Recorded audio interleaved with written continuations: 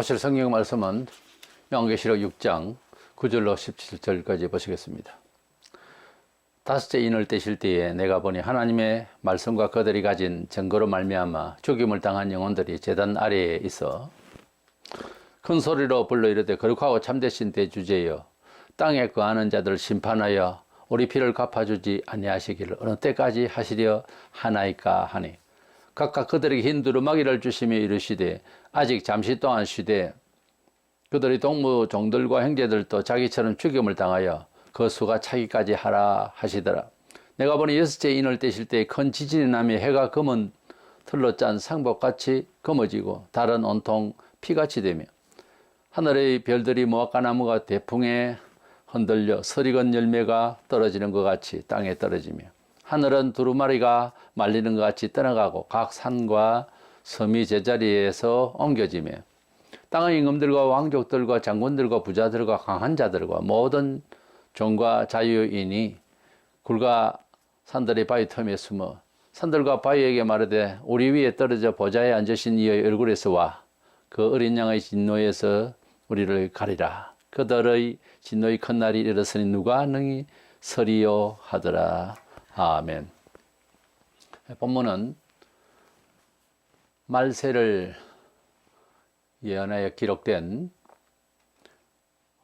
두루마리에 7 도장이 찍혀서 완벽하게 아무도 볼 수 없는 것을 주님이 그 도장 찍힌 인을 떼시면서 하나씩 내용을 보여주시는 가운데에 다섯째 인과 여섯째 인을 떼신 이 두 내용이 나옵니다. 여기에서 우리가 배울 것은 하나님께서 이 세상을 지으시고 또 이 세상을 마무리하실 때에 이 대자연에 대한 심판에 대해서 먼저는 사람이 벌을 받아서 지구촌의 삶이 어렵게 됐지만 원죄를 지었을 때에 땅을 치시니 은근기근하고 우리가 삶의 활동을 하는데 어려움이 되도록 해버렸습니다. 이제 마지막 때가 되면은 마무리 다 이제 새로운 새하늘과 새 땅 우리가 들어가서 살 신천신지 이전에 이 세상은 다 파멸이 되게 될 것이다 하는 그런 점에서 내용을 살필 수 있도록 해야겠습니다. 여기 보면은 선교자가 이제 세상을 언제 심판하십니까 하고 호소하는 장면이 하나 나오고 그 다음에 전체의 변화와 땅과 모든 자연 만물이 파괴를 받는 이런 내용이 나옵니다. 먼저는 다섯째 인을 떼실 때에 성도의 영혼들이 이 죄악된 세상을 언제 정의롭게 공의롭게 심판하시게 됩니까 하고 호소하는 내용이 나옵니다. 제단 아래에서 그런 영혼들이 보이더라는 말은 제단 밑에 숨었다고 말이 아니고 우리가 어떤 사회적 구조에서도 누구 아래에 있다 이럴 때 뭐 누구 아래 이제 그 무슨 위계 자체만 이야기하는 것이 아니라 그 수하에 있었다, 그를 보조하고 있었다 이런 뜻도 있죠. 그래서 그 제단 아래에 있다는 것은 하나님께 드려진 영혼들이더라 하는 것입니다. 그 영혼들이 큰 소리로 하나님께 탄원을 하는데 10절에 땅에 거하는 자들을 심판하여 우리 피를 갚아주지 아니하시려 어느 때까지 하시려 하나이까 하고 하나님의 심판을 독촉하듯한 그런 표현을 하고 있습니다. 그러니까 세상을 언제 심판하여 주실 것입니까 하는 뜻인데 개혁판에는 우리의 이 피를 신원해 달라 하는 말이 나옵니다. 우리의 피를 갚아달라, 우리의 선교의 피를 갚아달라 이런 에크디케오라는 이 헬라 단어는 공정한 판단을 말합니다. 그러니까 하나님의 선하신 바른 판단을 언제 하십니까? 우리가 성도로서 하나님 백성다움을 위하여서 하나님의 우리에게 주신 생활 규칙에 또 은총의 약속의 말씀인 하나님의 성경 진리의 말씀을 통해서 살다 보면 도저히 그들은 핍박자들은 우리를 뭐 특별히 이 종교의 그 양심적 자유라는 헌법에 기초해서 마음대로 이제 우리를 핍박을 하거나 이래도 괜찮은 듯 그렇게 하지만 우리는 우리가 핍박을 받을 때 따져 보면은 굉장히 그 불공정한 핍박을 받게 되는 거죠. 그리고 이 세상은 사실은 사탄이 주관을 하기 있기 때문에 눈치껏 어느 정도 질서를 유지하려고 하지만은 내면을 들여다보면은 전부 거짓된 사상들이 편만해 있습니다. 그래서 사람을 우리가 뭐 비관적으로 볼 건 없고요. 또 개중에는 선량한 성품을 가지고 있거나 또 교육상 잘 되어진 사람도 있겠지만 대부분의 사람들이 거짓말을 많이 하고 그렇게 악의를 많이 가지고 있습니다. 그래서 하나님께서 이 성도들을 이제 이끄실 때에 핍박을 받게 되는데 이 핍박에 대한 내용을 사회윤리적으로 볼 때에도 정당성이 없고 하는 것을 우리는 감안을 해야 되고 또 인내를 해줘야 하는 것입니다. 이러다 보니까 하나님이 심판하시기를 원하는 그런 마음이 이 지상에 살면서도 그렇게 되어지고 순교자들이 뭘 사회적으로 잘못해가지고 죽은 것이 아니거든요. 그러니까 하나님께서 공정하신 심판을 언제 이 세상을 하실 겁니까 하는 말 이렇게 이제 하나님을 호소하는 것은 원수를 갚겠다 이런 뜻하고는 좀 다릅니다. 우리가 핍박을 받아봐야 그 심정을 알아요. 하나님의 뜻대로 살아가면 핍박을 받게 되고 그 핍박에 대한 하나님의 심판 이럴 때는 저주가 아니고 하나님의 공의로운 판단을 원하는 마음이 생깁니다. 생전에 핍박을 안 받아보면 이 말이 원망하는 말인가 이렇게 보일 수 있어요. 그렇지 않습니다. 그렇게 우리를 신원해 주세요. 우리를 이 정말 불공정하게 이렇게 힘들게 죽게 되고 또 핍박받은 것을 하나님께서 공의롭게 판단해 주세요 하는 그 하나님의 판단을 기다리고 있는 그들의 심정은 핍박을 받아보면 안다고 그랬습니다. 그랬을 때에 잠시 동안 시대에 그들의 동무종들과 형제들도 자기처럼 죽임을 당하여 그 수가 차기까지 하라 그랬어요. 그래서 하나님께서는 우리 사정을 모르시는 것이 아니고 이렇게 순교자들도 그 수효가 정해져 있는가 봐요. 왜 그렇게 정했습니까? 하고 누구에게 물을 수도 없어요. 이건 미스터리인데 하나님께서 이 세상을 지으셔서 알아서 하시는 일에 대하여 태클을 걸고 의문시해도 답이 없어요. 어린아이들이 어른들이 하는 말과 계획에 대해서 어떻게 다 할 수 있겠어요. 그러니 천지를 지으신 창조주 하나님께서 오직 우리를 위하여서 정말 선의의 뜻으로 어떤 선택과 구분을 하시겠습니까? 근데 우리는 당장 우리의 건시안적이고 우리의 미숙한 경험을 가지고 신을 비판하려고 하는 그런 이 생각이 들죠. 범사에 살기를 그렇게 살고 있으니까요. 그러나 우리는 하나님 말씀을 볼 때에 왜 이렇게 말씀하셨지 하고 의문이 갈 때에는 그냥 기도를 해봐야 됩니다. 그리고 완벽하게 다 알기는 어렵게 되고요. 그저 주의 뜻이면 순종하겠다 하는 것이 가장 적합한 생각입니다. 하나님을 가까이 하고 하나님 앞에 이제 자아를 내면의 모습 또 나의 어떤 깨달음의 실력 끝을 알려면은 순종할 때 제대로 할 수 있어요. 이걸 따지다가 20세기 초부터 하나님 말씀을 우리의 이성적 경험의 수준에서 자꾸 따지다가 신앙이 떨어져 버렸어요.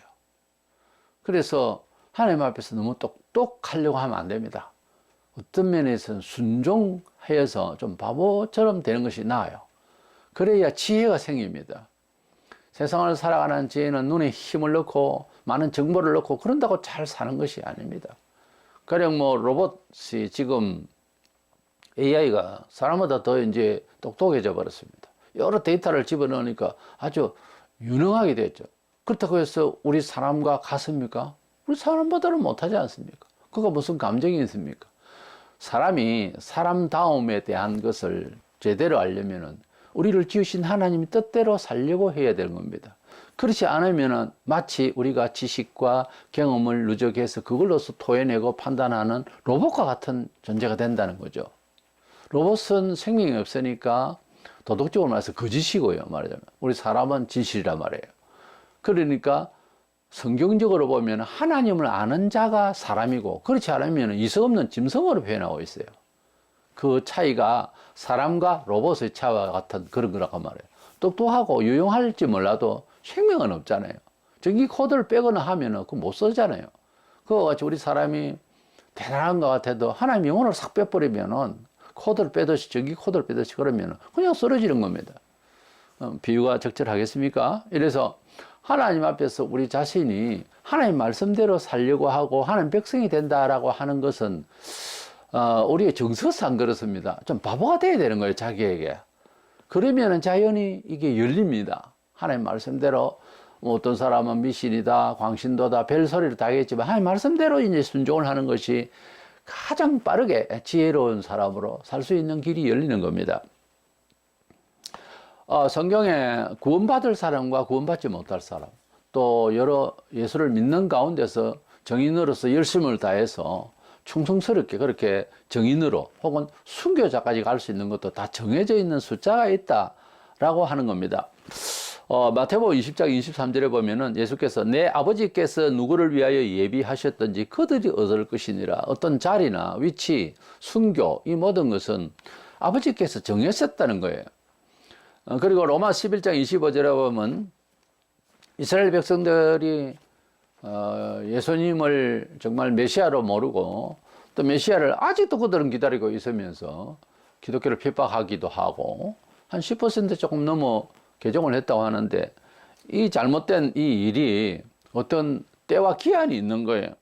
로마 11장 25절에 이방인의 수가 정한 충만한 수가 들어오기까지 이스라엘의 들어는 우둔하게 된 것이라. 이방인의 충만한 수, 이스라엘 외 모든 사람들이 기독교인이 되어서 이제 하나님의 백성이 되는데 그 수요가 있다는 거예요. 수요가 돼서 구원을 받을 수가 있다는 거예요.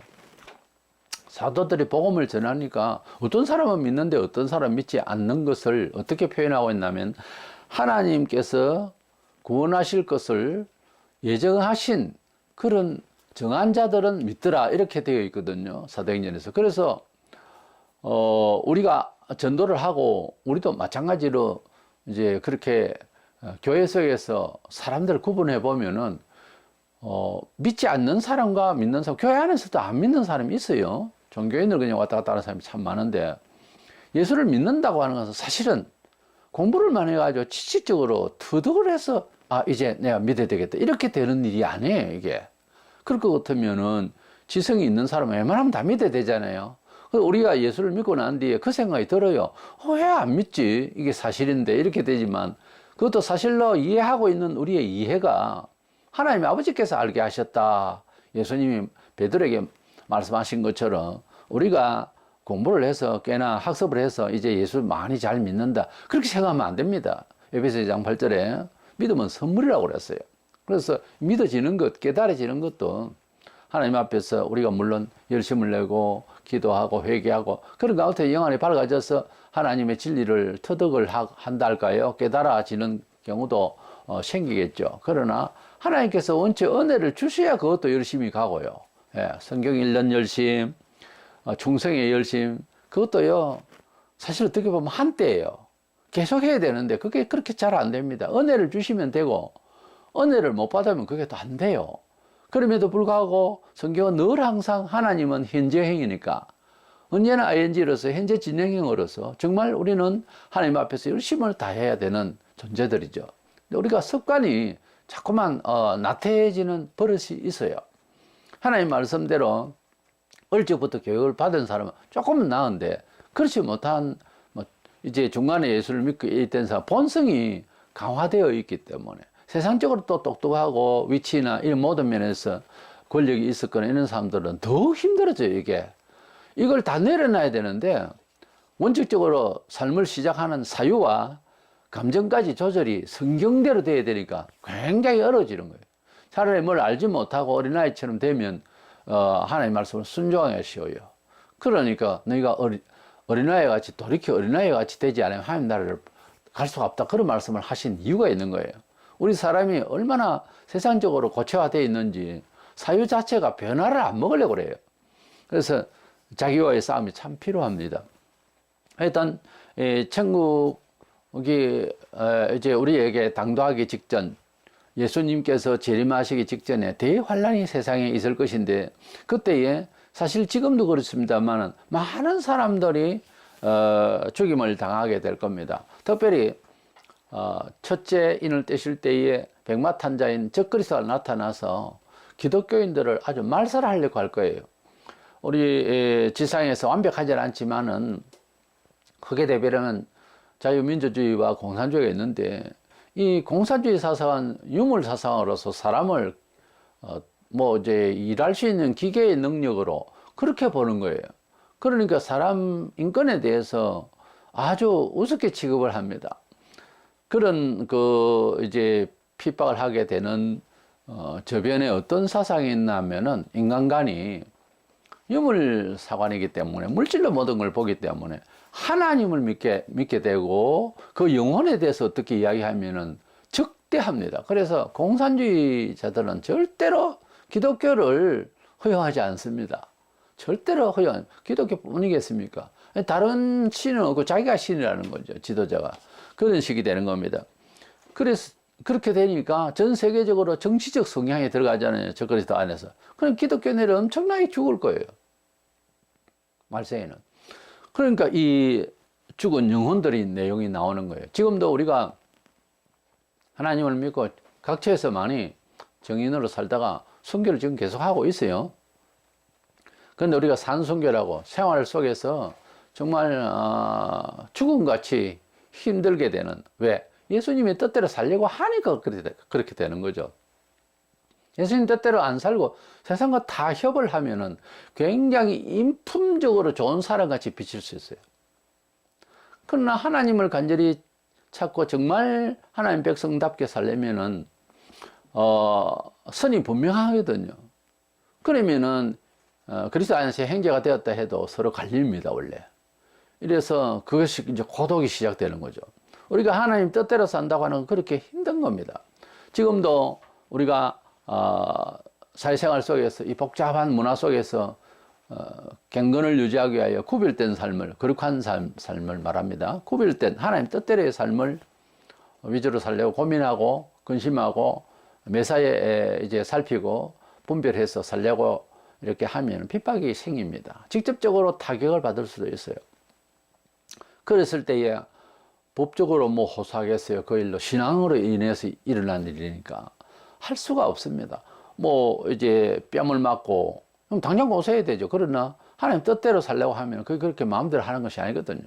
그러다 보니까 최종적으로 어떻게 되냐면 하나님이 공정한 공의로운 판단을, 하나님의 법이 이제 이 악한 자 그리고 악한 이 사회에 언제 이게 제대로 하나님의 심판이 임합니까? 하고 하나님께 의존합니다. 사람과 부딪혔을 때에 하나님이 인도하시기를 바라는 마음으로 살아야 됩니다. 그런 뜻이에요. 이 영혼들이 선교자의 특별히 영혼들이지만은 지상에서도 특별히 마지막 때가 되면 그 말세에 가면 더 그럴 수 있습니다. 하나님이 언제 판단하실 겁니까? 하나님이 언제 판단하실 겁니까? 공의로운 판단을 언제 해주실랍니까? 이렇게 하게 되어 있어요. 너무 힘들어지면 하나님께 호소하거든요, 원래. 그런 뜻이에요.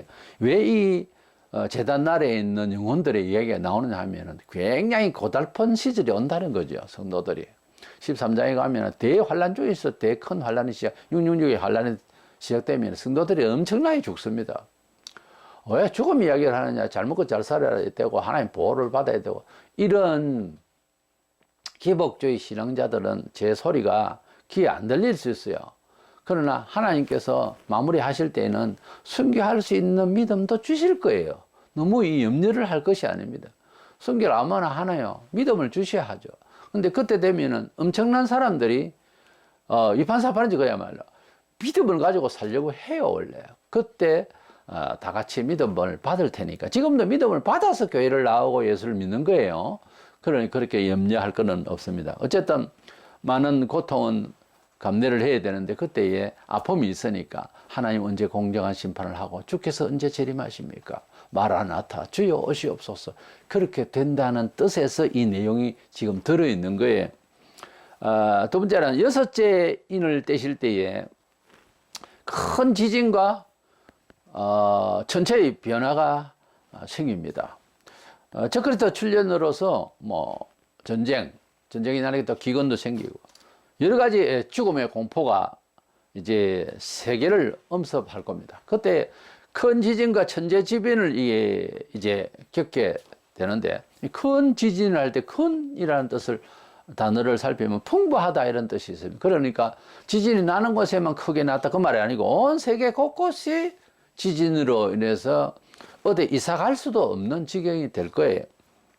본문 12절에서 4절에 보면은 이 태양이 어두워지고 그러다 보니까 자연의 달빛도 이제 핏빛으로 변하게 되는 이런 상황인데, 아무래도 전쟁이라든지 지진, 화산 폭발 이런 등을 통해서 여기저기 막 온 세계가 다 그러니까 이 먼지가 어디로 날아가고 미세먼지 이런 차원이 아닙니다. 뭐 중국에서 한국으로 넘은 미세먼지 이것만 아니라 온 세계가 터지고 이러니까 전 하늘이 어두워지는 거예요.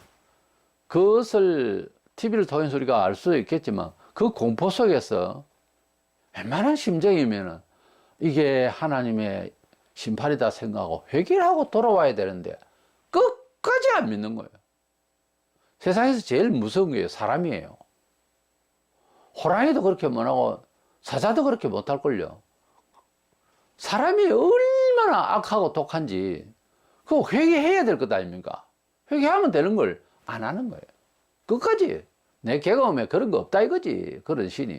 그러면서 천지에 이런 지변 전체의 변화가 있을 때에 성경이 그렇다고 다 전할 건데, 특별히 제가 이 계시록을 가지고서 말세론을 이야기하는 것은 겁을 주려 하는 것이 아니고, 그런 날을 생각하면서 우리가 경건에 이제 긴장을 가지고서 이렇게 경건하게 살면 복이 되기 때문에 하는 말씀이에요. 1장 초도에서 서원에서 이 말씀을 듣고 읽고 지키는 자가 복이 있다고 그랬잖아요. 그래서 복된 말씀이 되라고 하는 말씀입니다. 이 마지막 시대에 우리가 뭐 세상에 뭐 변화무쌍하고 위험하고 피곤한 정말 권태로운 이 세상에 낭망할 수밖에 없는 이 세상에 희망은 내세 영생 아니겠습니까? 그래서 그 가기까지의 우리가 감당해야 할 세상의 시험에 대해서 어떻게 하나님 보호하시고 지켜주실 것에 대해서 미리 잘 알고 있으면 근심이 사라지고 복될 것입니다. 이렇게 온 세상이 지진이다, 전쟁이다, 화산 폭발이다, 지질적 변화, 천체의 변화 이런 가운데서 공해가 너무너무 심하니까 13절 4절에 하늘의 별들이 무화과나무가 대풍에 흔들려 서리건 열매가 떨어진 것 같이 땅에 떨어지며, 하나는 두루마리가 말리는 것 같이 떠나가고 각 산과 섬이 제자리에서 옮겨지며, 이렇게 뭐 별이 떨어진다 하니까 뭐 어떤 사람 영적으로 교회 지도자가 뭐 타락을 하게 된다. 갑자기 무슨 지금도 타락해요. 타락하는 거는 그게 아니고, 지금 저그래서 나타나서 정치적으로 온 세계를 지배하고 전쟁이 일어나고 기근이 오고 이제 천체의 변화가 오는 이것은 자연스러운, 마지막 때가 되면은 이 지구촌과 하늘과 태양과 달이 영원할 것 같습니까? 이거는 다 없어집니다. 새하늘과 새 땅으로 이제 우리가 들어가게 될 것인데, 불신앙자들은 지옥 불못으로 떨어지겠습니다만은 제3의 세계예요. 다음 세상이라고요. 하나님께서는 아무것도 없는 가운데 이 세상을 지으셨다가, 물론 별과 별들도 다 지으셨어요. 바다와 바다 아래에 생물 다 지으셨는데, 이런 모든 식물, 동물, 생물 모든 걸 지으신 것이 이제 원죄 이후로서 이 세상에 살기는 살지만 다 없어지고, 예수님께서 오실 때는 새하늘과 새 땅, 신천신지를 가지고 오실 것이기 때문에 이 세상은 없어지는 것으로 말씀을 주님이 하셨고, 사도들도 그렇게 알고 말씀을 우리에게 전하고 있습니다.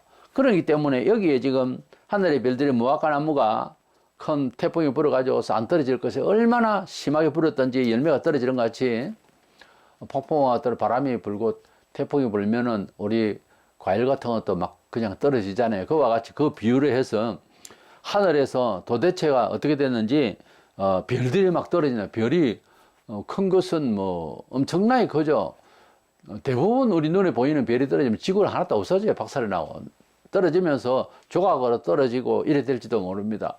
이래서 이 지구촌은 하늘에서 떨어지는 별들의 조각 때문에도 두려워서 못 살 거예요, 정말. 그러면 회개를 해야 될 것 아니에요. 근데 안 한다, 이 말이에요. 답이 없어요. 지옥 보낼 수밖에 없어요.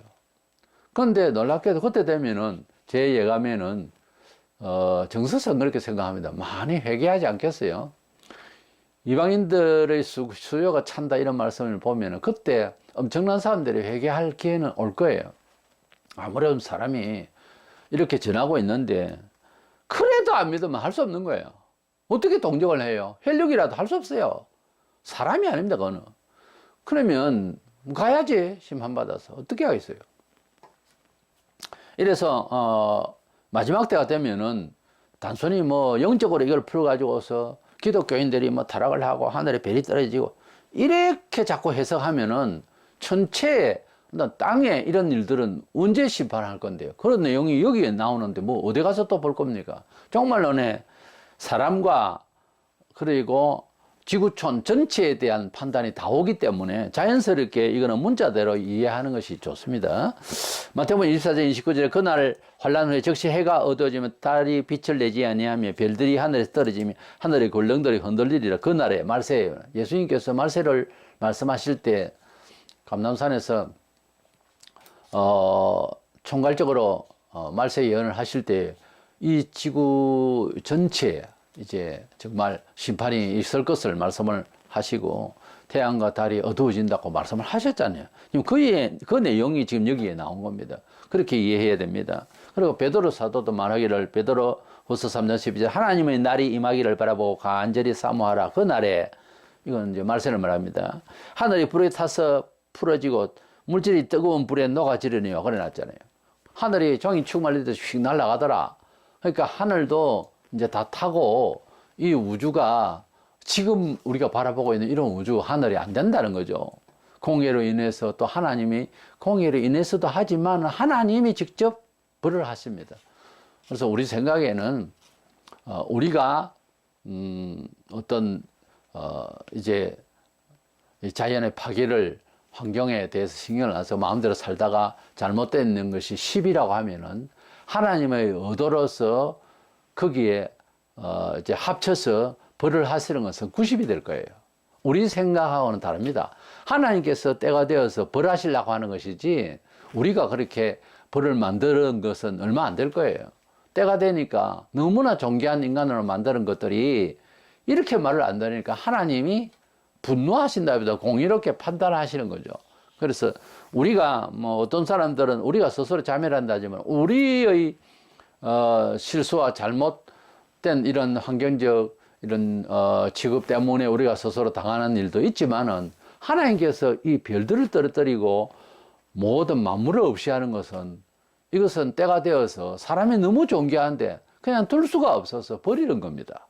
그러니까 하나님께서 벌하셔서 별이 떨어지지 우리가 뭐 환경적인 잘못돼가지고 별이 아닙니다. 하나님께서 지으셨으니까 때가 되어서 없이 하시는 거예요. 사람이 너무 중요하니까 이 사람들을 계속 붙들고 살았지만 안 되니까 이제는 벌하시고 정리를 하시는 그런 가운데 있는 거예요. 그러니까 뭐 별을 우리가 움직일 수도 없고 아무것도 아니에요. 우리가 전쟁이 있고 한다 하더라도 그거 가지고 별이 떨어질 정도로 공해가 심화되고 이런 건 아니거든요. 이제 하나님께서 자기 거니까 주권적으로 이렇게 역사를 하시는 것입니다. 섬들도 자리를 이동하게 되는데 지금도 지질적인 변화가 있다고 그래요. 옛날에 있던 그런 섬이 없어지는 경우도 있고 자리 이동을 하는 경우도 가끔 있습니다만 그러나 그때는 큰 지진으로 그러니까 온 세계 전반적으로 지진이 일어나니까 이런 지진으로 인해서 자연 변화가 있게 되고 섬이 자리 이동을 하게 된다고 봐야 되겠죠. 15절 이하에 보면은 이런 뭐 천체지변의 변화에서 너무 두려워가지고 지도자나 장군, 부자, 뭐 종들까지 바위 틈에 그렇게 자연인이나 종들까지도 바위 틈에 숨게 된다 그랬는데 어떻게 피해 보려고 너무 힘드니까 이제 굴을 만들어서 뭐 들어간다든지 지금도 비밀리에 전쟁을 위해서 산에 이제 큰 굴을 만들고 거기에 여러 이제 먹고 살 것을 준비를 하고 전쟁을 대비해서 각 처소에 그렇게 되어진 각 나라에 다 있을 겁니다. 그런 전쟁 물자가 또 들어있는 데도 있다고 이제 알고 있는데 그런 차원이 아니고 이것은 생존의 문제였어요. 그래서 터널을 뚫고 아주 그 안에 엄청난 식량을 넣고 어떻게 살아보려고 하겠죠. 그러면서 이 심판을 어떻게 피하겠냐 하고 사는 게 정서상 너무 초조하고 긴장스러워서 너무 힘들 거예요. 하나님의 심판을 피하려고 그렇게 노력들을 해 보겠죠. 뭐 하늘에서 돌이 떨어지지 도대체가 뭐 아무리 집을 든든하게 지었다 해도 이 집의 안에서는 뭐 아파트는 더 하고 살 수가 없어요. 거의 뭐 아파트 다 무너질 걸요. 그래 되면 그때는. 그래서 주택 같은 거는 좀 이제 낮은 높이가 또 낮으니까 그래도 위에서 떨어지는 것 때문에 이제 살기가 힘든 거예요. 그래서 이제 산 안으로 들어가고 바위틈으로 큰 바위틈으로 들어가고 이렇게 하겠죠. 우리가 하나님의 벌이 그런 물리적인 입장에서 볼 때에 도저히 참을 수가 없는 이런 피할 수가 없는 상황이지만 먼저는 심령이 그런 천체지변에 감당을 할 수가 없는 그런 연약해진 심령이 어떻게 될 거냐 이거예요. 우리가 뭐 바위로 어전한다고 또 더 큰 돌이 떨어지면은 별이 떨어지면은 바위고 뭐고 지구가 그냥 날아갈 판인데 그런다고 되는 것이 아닙니다. 사람이 피한다고 하는 것은 거의 보면 자신이 없고 잘못돼서 그래요. 정직한 사람은 담대하고 부정직한 사람은 잡으러 오는 사람이 없어도 도망가는 법인 겁니다. 그래서 서기에도 그렇게 말씀을 하고 있죠. 악인은 잡으러 오지도 않았는데도 혼자서 두려워하는 거예요. 원죄를 짓고 난 뒤 창세기 3장 8절에 보면 아담과 그의 아내가 여호와의 하나님의 낯을 피하여 동산나무 사이에 숨은지라. 이 숨는다고 하는 것이 심리적으로 종교 심리적으로 죄가 있어서 그래요. 사람이 숨는 것, 숨는 말, 거짓말 이런 것들은 다 그 거짓말 하나가 문제가 아니고 뭔가 지금 잘못되어 있는 거예요. 영혼이. 그래서 아담과 하와가 죄를 짓고 난 뒤에 동산 나무 사이에 숨은 하나님께서 다 보고 계시는 그 나무 사이에 숨으면 뭐 하겠습니까? 근데도 숨으면 뭐 되는 줄 아는 거예요. 오바다 1장 4절에 네가 독수리처럼 높이 오르며 별 사이에 깃들을지라도 내가 거기에서 너를 끌어내리리라. 여호와 말씀이니라. 별에 도망간다. 뭐 어떤 경우에 과학자들은 어디 별을 정해가지고 거기 가서 이제 살 거라고 위성을 만들어서 어떻게 살아보겠다고 하는 사람도 있어요. 그러나 우리가 별들에게 깃들이도 별도 흔들어서 떨어뜨리는데 어디 가서 우리가 하나님 심판을 피하겠냐 그 말이에요. 시편 139편 8절에 네가 하늘에 올라갈지라도 거기 계시며 서울에 내 자리를 펼지라도 거기 계시니라. 하늘 끝에 땅 아래까지 가도 하나님은 거기 다 보고 계신단 말이에요. 하나님께서 이거 흔들어 버리면 끝이 나는데 어디로 피합니까? 피해가 되는 게 아니에요. 그래도 돈이 있으면 안 되겠느냐 그런 생각을 하잖아요. 에스겔 7장 19절에 여호와 내가 진노를 내리는 날에 이것을 좀 특별히 말세를 생각하면 되겠습니다.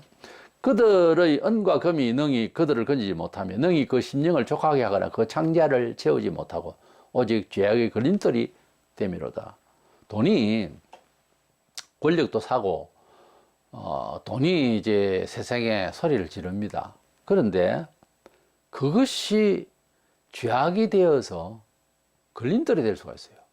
돈이 너무 많기 때문에 타락을 하고 돈이 너무 많기 때문에 정치에 엮여서 그래서 뭐 회장은 자살까지 했지 않습니까? 돈이 이게 많으면 무조건 행복하다라고 답을 내리면 안 됩니다. 절대로. 우리의 서민사회에서 그래도 먹고 죽었으면 죽었지 돈이 좀 있었으면 좋겠다 이렇게 막 말을 하는데 실제 돈이 많은 사람한테 이야기를 들어보면 그게 아니라는 거예요.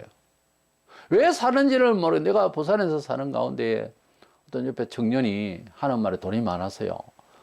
뭐 건물이 열 몇 개가 있는 집에 아이니까요.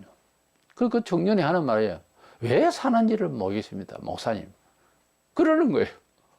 이게 왜 사는지를 알 수가 없지, 세상에서는. 돈이 많고 적고 하네. 근데 돈이 많으면 무엇을 다 알고 다 잘 살 것 같아도 안 그렇습니다. 절대 안 그래요. 말세가 되어도 돈과 권력만 있으면 그래도 어쨌든지 살 수 있다.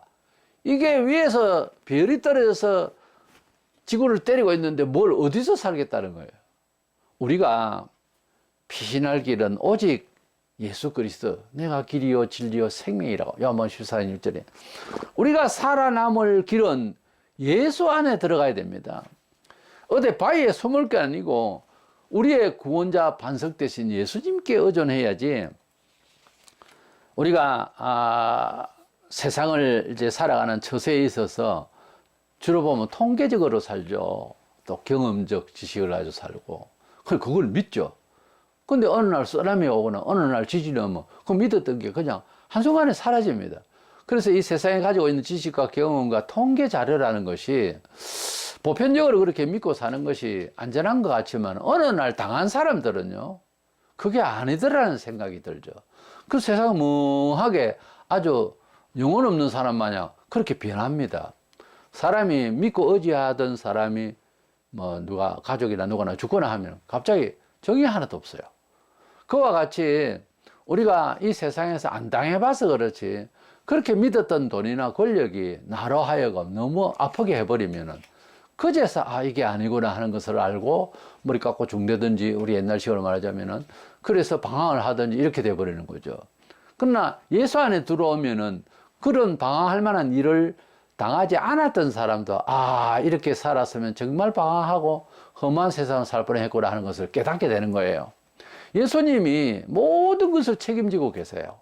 그래서 무슨 일을 만나든지 기도하고 의지하면 남과 같이 똑같이 되라는 법은 없어요. 남과 같이 똑같이 돼가지고 자기 개성 없이 잘 살 것 같습니까? 내게 맞는 옷을 줄 거예요. 그래서 주님 앞에 기도하면 어쨌든지 의미 있게 살고 생명으로 살고 복되게 살 수 있어요. 정말. 그래서 이 말세에 하늘에서 별이 떨어지는 것은 아니지만 이 말세에 대전쟁에서 3차 대전이 지금 터진 것도 아니지만 그러나 정신적으로 보면은 정말 다르게 있어서 너무너무 위험한 세상입니다. 이런 세상 중에 남들처럼 세속적으로 그냥 유물주의로 물질주의로 이렇게 의존하려 하는 마음이라든지 그래서 주일날 예배 빼먹고 돈 벌으러 간다든지 이런 거 하지 마세요. 이건 버릇이 들면은 정말 큰 타격이 오는 정치적 환란이나 세계적인 공황이 올 때 책임 못 집니다. 그런 영혼으로 만들지 말라고요.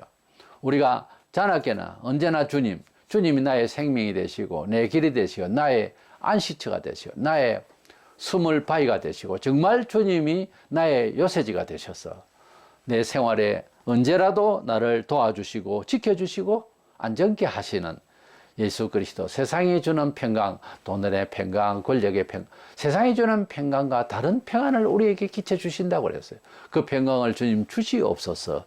이렇게 하고 믿음으로 산다고 하는 것은 당장에 눈으로 보이지 않지만은 눈으로 보이는 도전을 이길 수 있는 이상한 힘이 생깁니다. 그리고 하나님께서 옆에서 역사하시고요. 그러니까 기도가 먼저고 주님이 나의 반석이 되시고 나의 요새가 되시고 주님이 나의 거처가 되셔서 그래서 언제나 평안 중에 우리를 이끌어 주시는 주님을 의지하는 것이 세상을 이기는 힘입니다. 말세가 되면 이런 천재지변, 전쟁 이런 가운데서도 주님만 의지하고 물론 순교는 할 수는 있어요. 순교도 할 수 있지만 그러나 사는 동안은 힘있게 살 수 있도록 안전케 하시고 도와주시는 주님을 믿으시기를 주의 이름으로 축원합니다.